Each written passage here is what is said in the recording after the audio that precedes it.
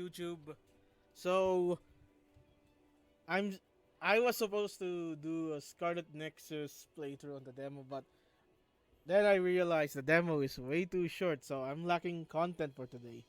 So what I'm gonna do is I'm gonna film my insights, my current progress on Final Fantasy XII, because I was supposed to stream this yesterday, but my internet kept on dying. So yeah, it's time to check my current progress. So we are here at chapter 12 now. I beat Bartandalus.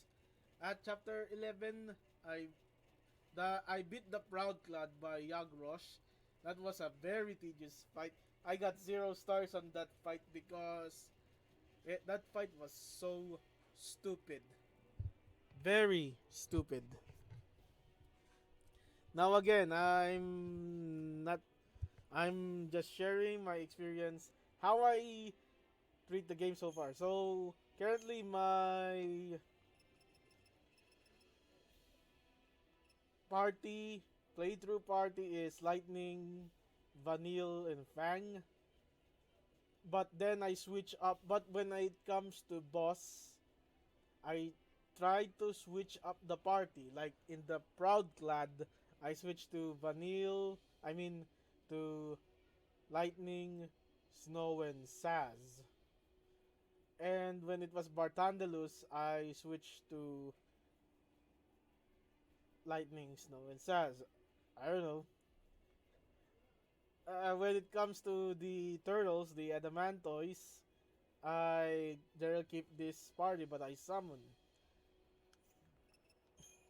So if we check my Crystarium, I now have the the thing that I max out first, Army of One. So I got it already. Actually, I got all of the full ATB skills ready. So I got that. And I noticed that the EX skills in Upper Omnia are their full ATB skills in Final Fantasy XIII. So, for example, Fang has High Wind as an EX skill in Upper Omnia. Here it is her full ATB thing skill, full ATB skill. It's like a limit break. So here we got, where is Sovereign Fist Commando? Yeah, Sovereign Fist is Commando. Yeah, Sovereign Fist is Commando. So we got here Last Resort for Hope. And Sas, we got the Pew Pews, the Cold Blood.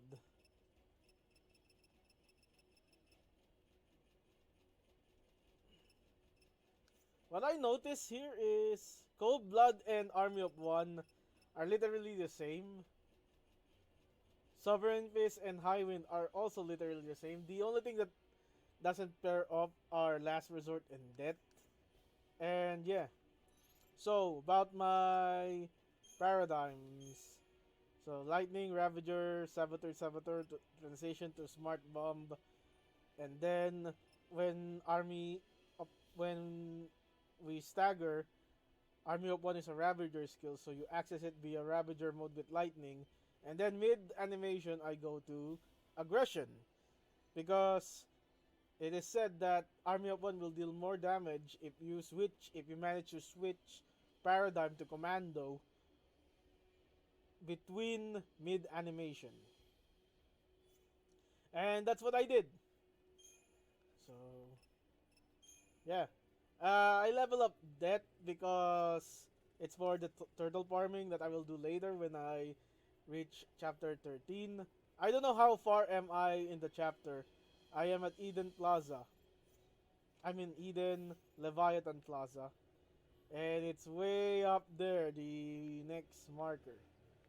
So it's gonna be a long road, to be honest. Now, for equipment. So I literally look up guides here. I look up games.quick done quick first for optimal boss strategy because games.quick are speedrunners. They face high level bosses in the least amount of stats possible. So I've seen they beat an orphan with a low level Crystarium, so I'm getting tips from them. So if I use the speedrunning tips with the stats that I have, I think it's a good win, right? Experience, gameplay. The gameplay is nice. It makes me focus more. Although I tend to auto battle a lot on trash waves, it's on boss that I tend to think, or when I'm farming, I tend to think. Summoning are like is nuisance except for except if I want to cancel a cast animation.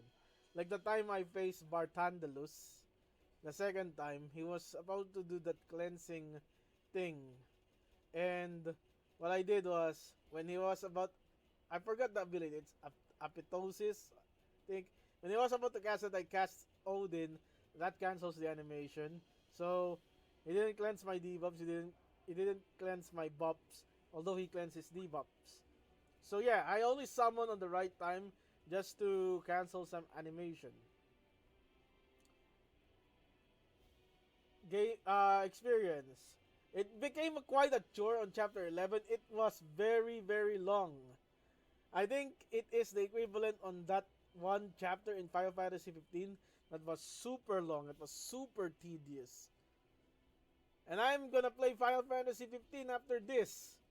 So I'm just gonna. If there's an option to skip that portion in Final Fantasy XV, I'm gonna do it. I don't want those long, tedious. And chapter 11 sucks because I grinded Crystarium points to max out Crystarium, and I grinded heal only to spend those heal to upgrade some equipment. So I spent 100,000 gil to upgrade the Lionheart, which is Lightning's best gear in upgrading.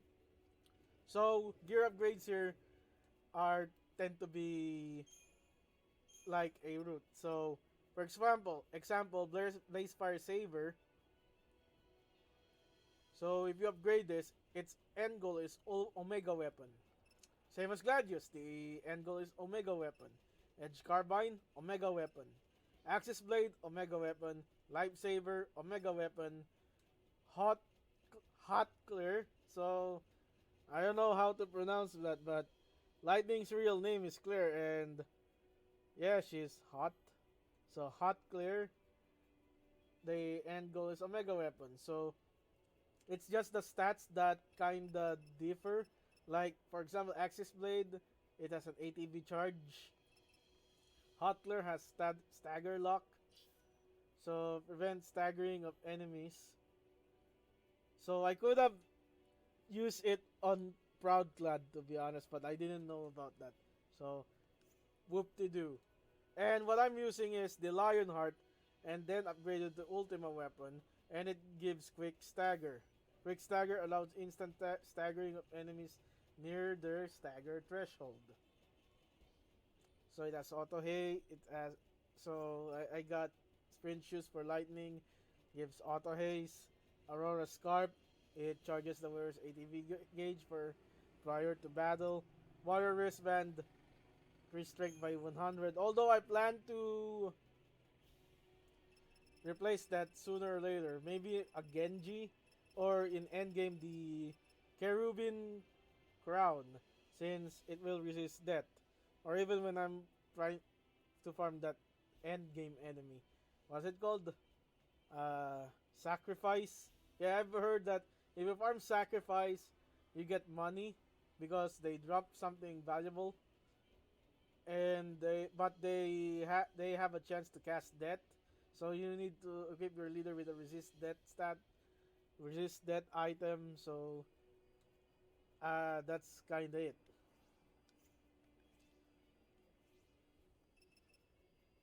This Marlboro one was an upgrade to the Belladonna wand. I chose the improved debuffing 3. So if you use healer staff, you got an improved cure. Rod of Thorns. I don't know what Rod of Thorns does. Heavenly Access is stagger lock.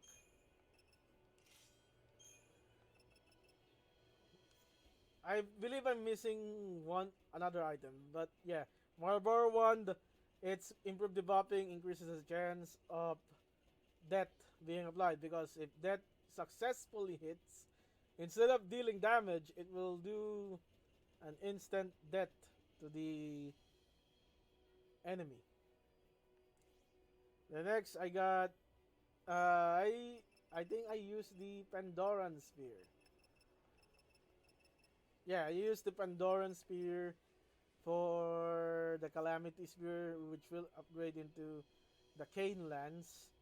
I got a Connoisseur Catalog on Fang because this will increase the odds of obtaining rare items in battle. Remember, Fang I use on Trash Waves, so that makes me get drops to sell or to use to increase my weaponry.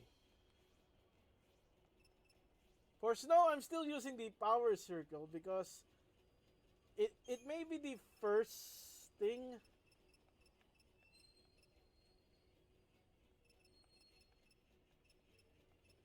The ideal setup is improved guard, right? Because Snow is more of a sentinel. But I kind of want more power from Snow. That's why I've used Power Circle. This gives the most strength on all of his, I don't know, what do you call his patches? Tattoos? Jacket? Trench coat? It's the trench coat that gives most physical boost, strength boost. So yeah. So this is the one I'm going to upgrade from Save the Queen. I got a Tetradic Tiara from that one Falsy in the end of chapter, near the end of chapter 11. I can convert this to another sprint shoes if I want, but I think it's good. Also, I got Goddess's Favor for rapid recovery. This is I use it for snow because Tetra defense is kind of weird because it just uses up. It's not like haste where you utilize all of it in a single burst phase or burst window. Tetratic Tiara, if you put it on a sentinel, it will just wear off. So I think I might just give it out. Then Speed Sash because I have nothing else to equip. Maybe I'll equip the Champion Bangle. But that's about it. Hope. I got the Ostrivani Siphon Boost. I don't know what a Siphon Boost is. Siphon Boost. Slightly boost ATB gauge. Recovery from Siphon abilities. Let me just straight up Google what Siphon ability is.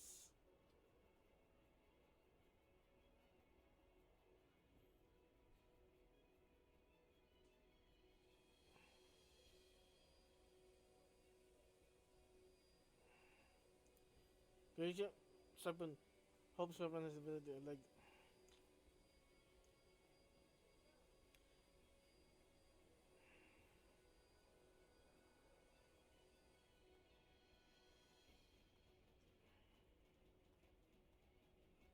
Siphon abilities give you bonuses from attacking enemies that are inflicted with some sort of status ailment.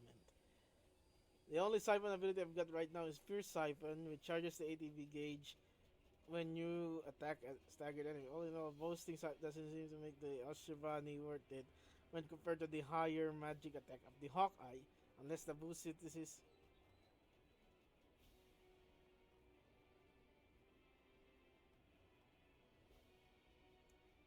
So, if it's the Siphon ability is like Pure Siphon, I don't know why IGN recommended Oshirvani as the best ability. I mean, the best boomerang for Hope. I can just go Hawkeye for Hope and make him the best Ravager in the game. What is Thief of Magic? That sucks. Yeah, I could just go Hawkeye on Hope and it would be way better, but I don't know, it's their recommendation, not mine. So I'm just following their orders. What's the ultimate weapon for Hope? Let me look.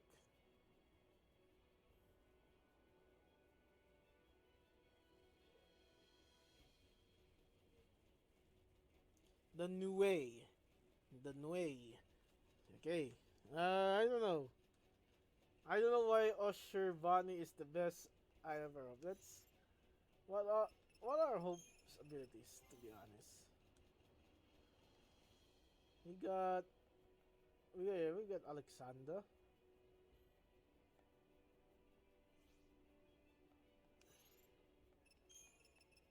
How do I see Hope's siphon abilities?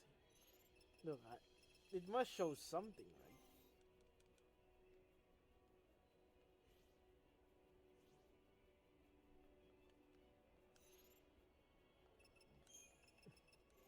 Okay, see it. Yeah, he only has Fierce Siphon, so I don't know. I don't know why. He's not even a commando yet, so there must be something I'm missing why IGN recommended Orsier Bunny. Okay, let's go to SAS. Antares Deluxe. Chain bonus. Slightly boost the chain bonus gained by attacking the enemy. So, here's the deal. SAS has the best blitz in the game. And that was... Yeah, I think this is the best choice. His other choices are... This one, Paper Tiger. This this pistol sucks. SAS is a glass cannon with this weapon. Whatever you do, don't use this, man. The Rigel is stagger lock.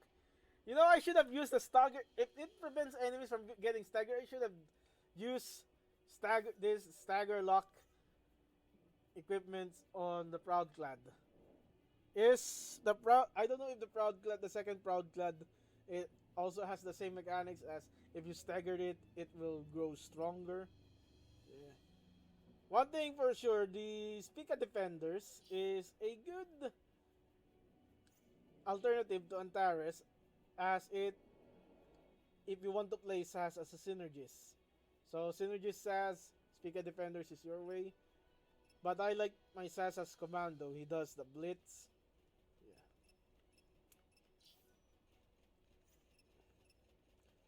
Yeah. This one, this one also commando because stagger maintenance. This one, if you want SAS to be a Ravager, I guess this is his basic shit. So all in all, if you want, SAS has very decent weaponry. Antares is good, Spica is good, and Procyon is good. So, what is SAS's ultimate weapon? Is it the Tomahawk? Total Eclipse. Total Eclipse of the Heart. Yeah. So yeah, that's my current progress on Final Fantasy XIII. I'm pretty shocked that people tend to give it a negative vibe. I currently enjoyed it. The downside is that Chapter 1 was a slugfest, and I have to return to Chapter 1. Chapter 11 is such a slugfest, and I have to return to it by the beginning of Chapter 13 just to get Trapezohedron after I upgraded each of these weapons to their second state. Remember,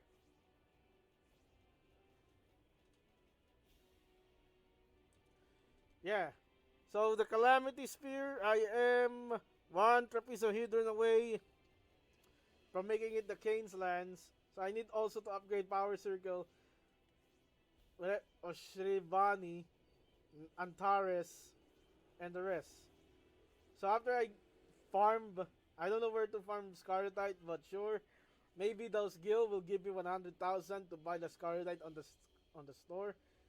But then again, I need 1,000,000 just to upgrade all of these weapons fully, and I need to do turtle farming for Trapezohedrons. That's why I made the Connoisseur catalog here. So yeah, Final Fantasy XIII. Does it? Did it deserve the hate? I don't think it deserved the hate that it got.